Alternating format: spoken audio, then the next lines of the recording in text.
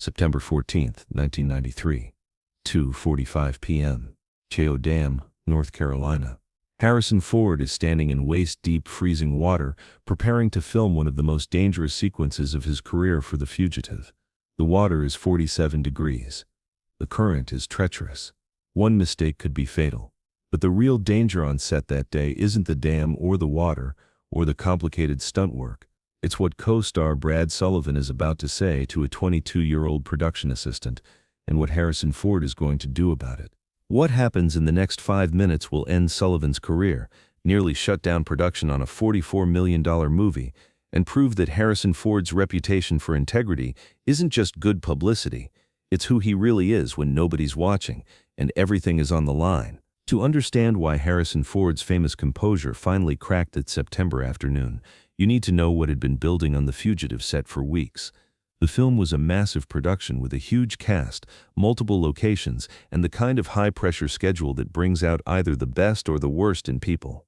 Unfortunately, for some cast members, it was bringing out the worst. Brad Sullivan was a character actor who had worked steadily in Hollywood for 20 years.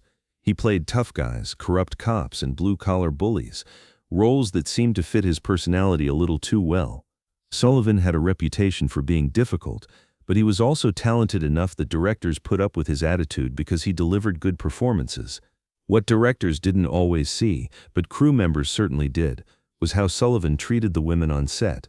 The inappropriate comments, the unwanted touching, the way he used his status as a name actor to intimidate young crew members who couldn't afford to complain.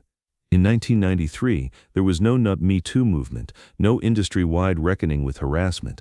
There was just a culture of silence that protected powerful men and sacrificed vulnerable women. Harrison Ford had been watching Sullivan's behavior for 3 weeks, and he was disgusted by what he saw. But Harrison also understood the realities of movie production. Complaining about a co-star could cause delays, cost money, and potentially damage his own reputation as someone who was easy to work with. So he did what most actors in his position did. He kept his mouth shut and focused on his own performance. But Harrison Ford was also keeping a mental list of every inappropriate comment, every unwanted advance, every moment when Brad Sullivan used his power to make someone else uncomfortable. And on September 14th, that list was about to become evidence. The incident started innocently enough. The production was setting up for the dam sequence, the climactic scene where Dr. Richard Kimball escapes from federal marshals by jumping off a 300-foot dam. It was a complex shoot requiring multiple cameras, precise timing, and absolute attention to safety protocols. Sarah Mitchell, a 22-year-old production assistant from North Carolina, was helping coordinate equipment near the water's edge. Sarah was new to the film industry, working her first major movie, and absolutely thrilled to be part of such a big production. She was also exactly the kind of young, inexperienced crew member that predators like Brad Sullivan targeted. Harrison was in the water, working with the stunt coordinators to plan the sequence, when he noticed Sullivan approaching Sarah. Even from 50 feet away, Harrison could see the predatory look in Sullivan's eyes, the same look he had been watching for 3 weeks. What Sullivan said to Sarah Mitchell at 2:47 p.m. on September 14, 1993, was so inappropriate, so degrading, and so explicitly sexual that 3 different crew members independently reported it to producers. But because Sullivan was careful to make his comment when he thought no one important was listening, he assumed he would get away with it, just like he had been getting away with similar behavior for his entire career. Sullivan didn't know that Harrison Ford had excellent hearing. He didn't know that Harrison had been specifically watching him for weeks, and he certainly didn't know that Harrison Ford had reached the absolute limit of his patience with Hollywood's culture of protected predators. Sarah's face went white. She looked around desperately for help, for someone to intervene, for anyone to acknowledge what had just happened to her. But the crew members nearby suddenly became very interested in their equipment. The other actors were focused on their own scenes. Sarah was alone with a man who had just made it clear that he saw her as nothing more than a sexual object to be used for his entertainment. That's when Harrison Ford came out of the water. Harrison walked directly toward Sullivan, water dripping from his costume, his face calm but his eyes locked on target. Everyone on set could sense that something was happening, but nobody knew exactly what. The chatter died down. Cameras stopped rolling. Even the sound of the rushing water seemed to fade as Harrison Ford closed the distance between himself and Brad Sullivan. When Harrison reached Sullivan, he didn't raise his voice. He didn't make a scene. He simply said 5 words that everyone within 30 feet would remember for the rest of their lives. Apologize to her, right now. The silence that followed was deafening. Sullivan looked around, realizing that his comment had been overheard by the last person on set who would tolerate that kind of behavior. His face went from confident to confused to panicked in the space of about 3 seconds. "Harrison, Sullivan started to explain. "I know exactly what you were doing," Harrison interrupted, his voice still quiet but carrying the kind of authority that made everyone listen. "You were harassing a young woman who's trying to do her job, and now you're going to apologize to her, or we're going to have a much bigger problem." Sullivan looked around again, hoping someone would intervene, hoping a producer would step in and smooth things over, hoping he could find a way out of the situation without losing face. What he found instead was a circle of crew members who had been watching his behavior for weeks and were finally seeing someone call him out for it. "Look, Harrison," Sullivan said, trying to sound reasonable, "you're being a little dramatic here. It was just a joke. Sarah knows I was just kidding around. Don't you, sweetheart?" The word sweetheart was the match that lit the fuse. Harrison Ford had spent 3 weeks watching Brad Sullivan diminish, degrade, and objectify the women on their set. He had watched Sullivan use his status to intimidate people who couldn't fight back, and now Sullivan was doing it again, right in front of him, as if Harrison's presence didn't matter at all. What happened next lasted exactly 2.3 seconds, according to the camera that was still rolling nearby. Harrison Ford drew back his right hand and delivered a perfect right cross to Brad Sullivan's jaw. The sound of the impact carried across the entire set. Sullivan went down like he had been shot, landing hard on the rocky ground beside the dam. The silence that followed was even more complete than before.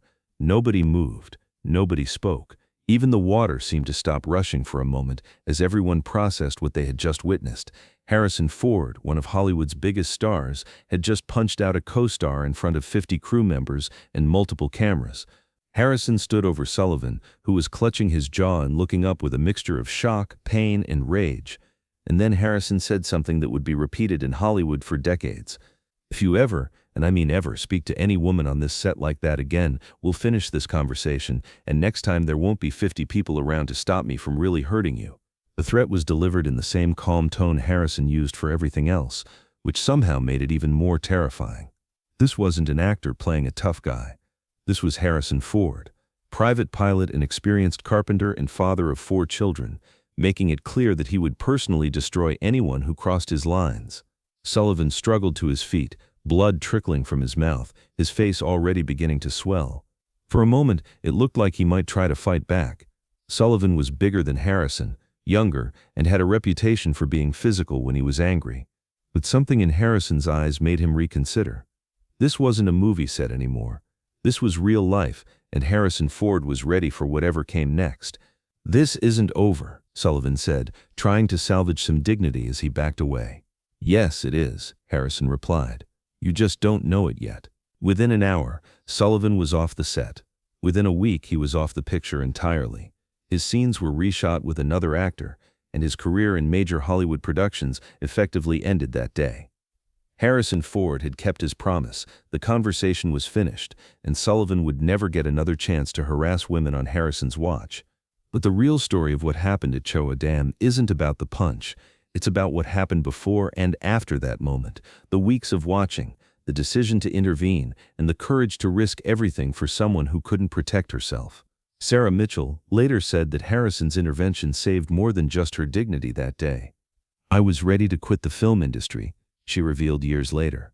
"I thought that's just how things worked in Hollywood, that men like Sullivan could say whatever they wanted to women like me, and we just had to take it. When Harrison stood up for me, he showed me that it didn't have to be that way, that there were good people in this business who would fight for what's right." The studio's reaction to the incident revealed everything wrong with Hollywood's power structure in 1993. Instead of praising Harrison for stopping workplace harassment, executives were furious that he had potentially disrupted production and created a legal liability. Instead of supporting the victim, they worried about bad publicity and insurance claims. But Harrison Ford was too big a star for the studio to punish, and his version of events was backed up by dozens of witnesses. The official story became that Sullivan had been released due to creative differences, and the incident was quietly covered up. Harrison never spoke about it publicly, and neither did most of the people who witnessed it. The cover-up might have worked, except for one thing. The crew members who had been on set that day never forgot what they saw. The story spread through Hollywood's below-the-line community like wildfire. Grips told gaffers, gaffers told cinematographers, cinematographers told directors, and slowly, the word got out. Harrison Ford was the real deal. He wasn't just playing a hero on screen, he was actually willing to be one in real life. The impact of Harrison's actions extended far beyond the Fugitive set. Brad Sullivan found himself quietly blacklisted from major productions, not because of an official industry decree, but because word had gotten around that he was difficult and unprofessional. Producers and directors who had previously tolerated his behavior suddenly found reasons to hire other actors. More importantly, Harrison's intervention sent a message to other powerful men in Hollywood. The old rules were changing. You couldn't hide behind your status anymore. There were people watching, people with enough power to fight back, and people brave enough to use that power when it mattered. The young woman Harrison defended that day, Sarah Mitchell, went on to become one of Hollywood's most successful female producers. She never forgot what Harrison did for her, and throughout her career, she made it a priority to protect other young women from the kind of harassment she had experienced. Harrison didn't just save my job that day, she says. He taught me that standing up for people who can't stand up for themselves isn't just the right thing to do, it's the only thing to do. Harrison Ford never apologized for punching Brad Sullivan. When asked about it years later by a reporter who had heard rumors about the incident, Harrison simply said, "If you saw someone being mistreated and you had the power to stop it, what would you do?" The reporter pressed for more details, but Harrison just smiled that famous half-smile and changed the subject. He had said everything he needed to say in those 5 seconds at Choa Dam. Actions, after all, speak louder than words. The punch heard round Hollywood wasn't just about Brad Sullivan's inappropriate comment or Harrison Ford's famous temper, or even about one production assistant's dignity. It was about a moment when someone with power chose to use it for protection instead of profit, for justice instead of convenience, for what was right instead of what was easy. In the years since that September afternoon in North Carolina, Hollywood has undergone massive changes in how it handles workplace harassment. The Me Too movement, new industry protocols, and changing attitudes have made it much harder for predators to operate with impunity. But the foundation for those changes was laid by people like Harrison Ford, people who were willing to risk their own comfort to protect others. The real story of Harrison Ford punching Brad Sullivan isn't about violence or Hollywood drama or even about one actor's heroic moment. It's about the choice we all face when we witness injustice. We can look away and protect ourselves, or we can step forward and protect others. Harrison Ford made his choice in front of 50 witnesses on a movie set in North Carolina, and that choice revealed more about his character than any role he ever played on screen. Today, when Harrison Ford talks about integrity and standing up for what's right, he speaks with the authority of someone who has been tested when it mattered most. He knows what it costs to take a stand. He knows what it feels like to risk everything for someone else's dignity. And he knows that sometimes the most important performances happen when the cameras aren't rolling and the only audience that matters is your own conscience. The day Harrison Ford punched Brad Sullivan was the day Hollywood learned that some lines can't be crossed, some behavior won't be tolerated, and some heroes are real. It was a lesson delivered with perfect precision in exactly 2.3 seconds, and it echoed through the industry for decades. And somewhere in Hollywood, there's a production assistant who became a producer who never forgot the day someone stood up for her when she couldn't stand up for herself. That might be the most important legacy of all.